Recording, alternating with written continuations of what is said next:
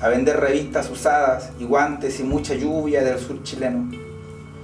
Y un vino que se iba lentamente a través del vidrio, con poemas que se atrasaban para el aire y la voz de Track a la que se apelaba constantemente. El libro nace un poco de la idea de cuando fallece Aristóteles, hace pocos meses, acá en Valparaíso, conversando con Roberto Ojeda, ¿cierto?, que lo acompañó más o menos en la última etapa de su vida,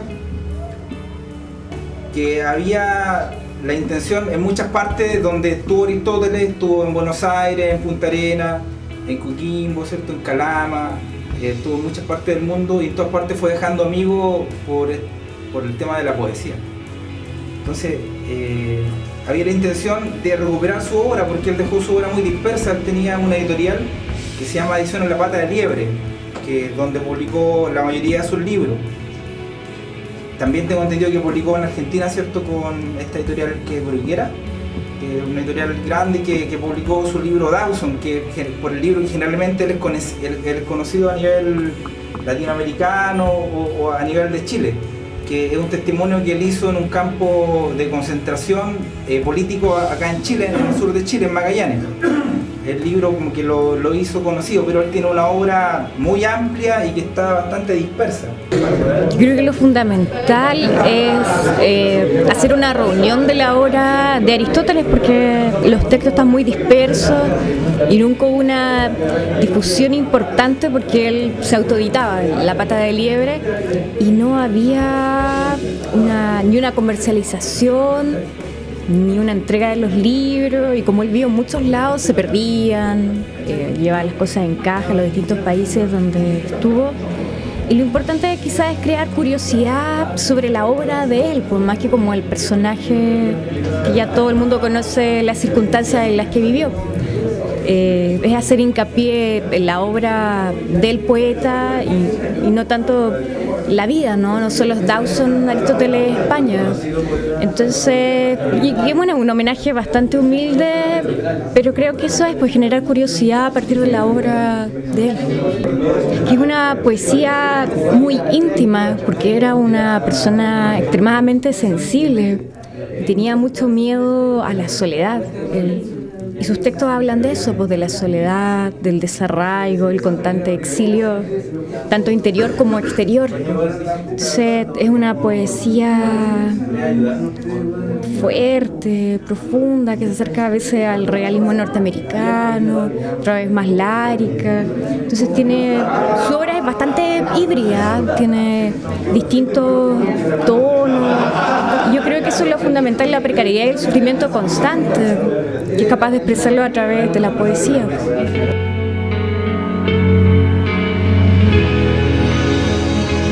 Desde algún lugar se escuchó una guitarra y una voz solidaria. Dicen que el hombre se agiganta cuando hay diluvios internos, cuando decimos aquello que nos hiere y nos aplasta.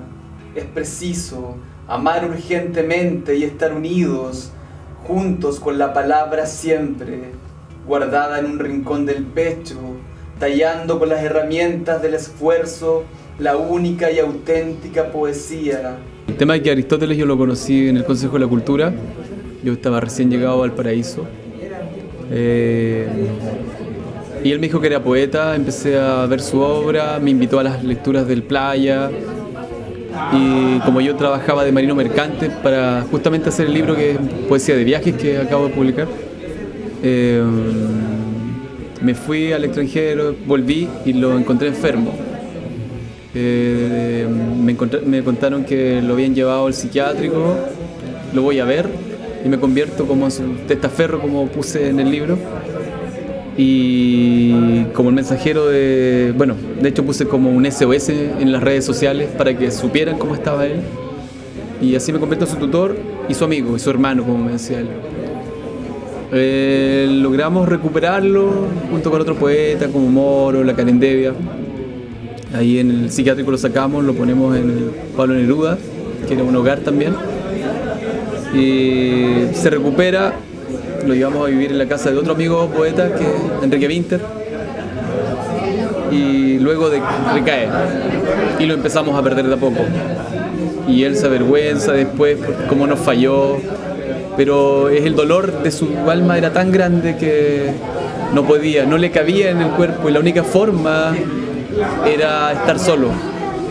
Y eso da una pena increíble hasta el momento, hasta el día de hoy. Yo me lamento no haber podido ayudar más, pero todos sus amigos me dicen que hice lo suficiente, que la primera vez al menos ayudé como a salvarle la vida, pero el tema que es una pena súper grande, porque justamente siento que él en el último momento antes de morir pensó en mí. Y eso me duele mucho. Con Karen Devia estábamos pensando en si salía del hospital, lo llevábamos nuevamente al psiquiátrico para que no cayera en la calle. Y no pudo ser. O sea, sí, alivia la pena porque Aristóteles sigue avanzando, sigue caminando entre nosotros. Era como un niño chico porque él sabía que él era ignorado este último tiempo, siendo un gran poeta. Y habló con con Felipe y con Rodrigo, inovicalistas, y él les decía, puta, yo quiero que publiquen mi libro Dawson o algún otro libro, porque quería reflotar eso. Y nosotros todos lo estábamos instando a que él, si se paraba nuevamente, él iba a recorrer el mundo, invitado por todas partes, y se iba a hacer grande. Y así lo demuestra en sus poemas que me envió, que los poemas estos inéditos que son en la Facultad Poética, y El Miedo, que El Miedo es un poema tan enorme, tan así como telúrico y de tanto dolor que él se despidió, como decíamos antes con Felipe, cuando estábamos tomando la previa, que era como el cisne antes de morir canta.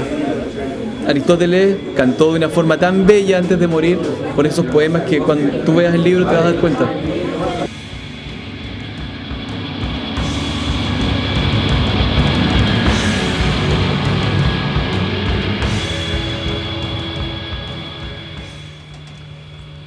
Acaba de morir Aristóteles España. Circula un correo electrónico con las señas del velorio y de la misa. Después de varios días de lluvia, la mañana es clara y fría en Valparaíso.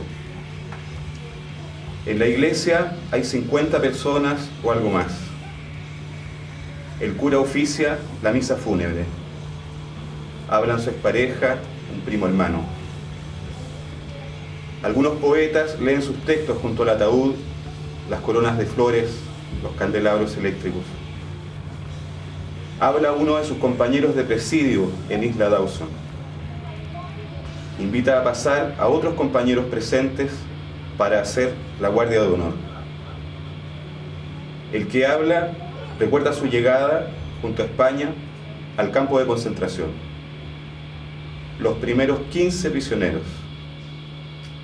Habla del frío austral, de cómo los obligaban a ingerir comida hirviendo, de la tortura, de los simulacros de fusilamiento.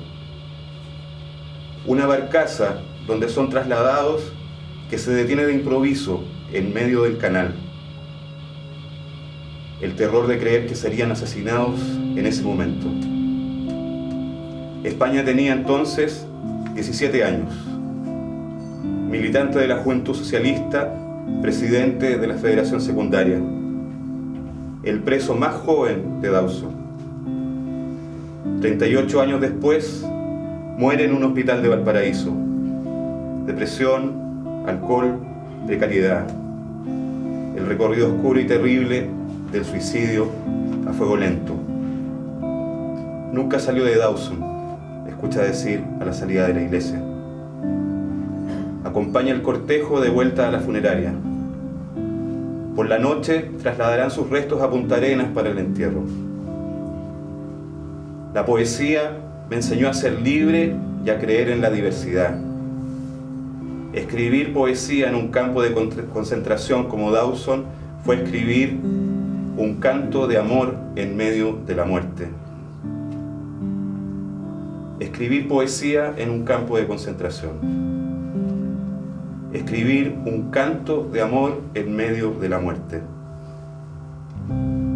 Piensa en la poesía chilena, piensa en el momento en que los motores se detienen, la barcaza crujiendo en medio del viento y las aguas del canal.